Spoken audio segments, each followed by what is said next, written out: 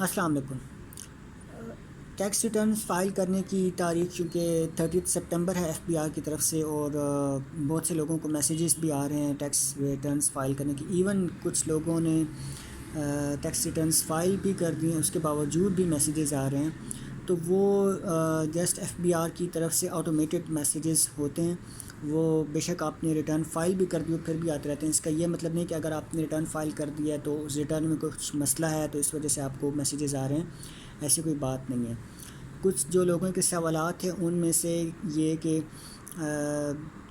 Tax returns اگر میں file کروں گا تو کیا مجھے انکم ٹیکس پے کرنا پڑے گا؟ ایسا بالکل بھی نہیں ہے، بلکہ آپ نے پریویس ایئر میں جو کچھ بھی ارن کیا ہوتا ہے یا کسی بھی چیز پہ آپ نے ٹیکس پے کیا ہوتا ہے تو آپ نے جسٹ وہ ڈکلیئر کرنا ہے۔ آپ نے کوئی بھی چیز کوئی بھی چیز پرچیز کی، اس پہ جو ٹیکس پے کیا آپ نے جسٹ اس کی ڈکلیریشن دینی ہے۔ دوسرا سوال یہ ہے کہ کیا فورن سورس آف انکم پہ ٹیکس ہے؟ فورن سورس آف انکم پہ بالکل ٹیکس نہیں ہے، آپ نے جسٹ اس کے اندر ویلتھ اسٹیٹمنٹ فائل کرنی ہوتی ہے۔ ایک اور کامن سوال یہ کیا جاتا ہے کہ ٹیکس ریٹرنز فائل کرنے کے فائدے یا نقصانات کیا کیا ہیں؟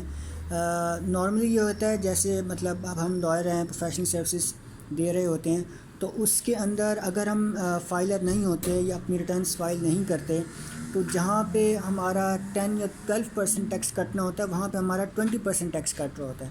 تو ڈیفینیٹلی ریٹرنز فائل کرنے کے فائدے تو ہیں کہ اگر ہم جہاں پہ ٹیکس جو ہے پے کر رہے ہیں تو اس کو اگر آپ ڈکلیئر کر دیں گے تو اس کے مزید بھی فائدے ہیں۔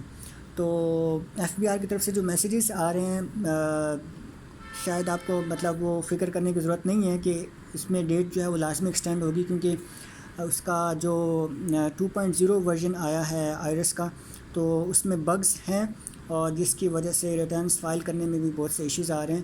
تو ریٹرنز کی جو ڈیٹ ہے وہ لازمی ایکسٹینڈ ہوگی۔ Thank you so much.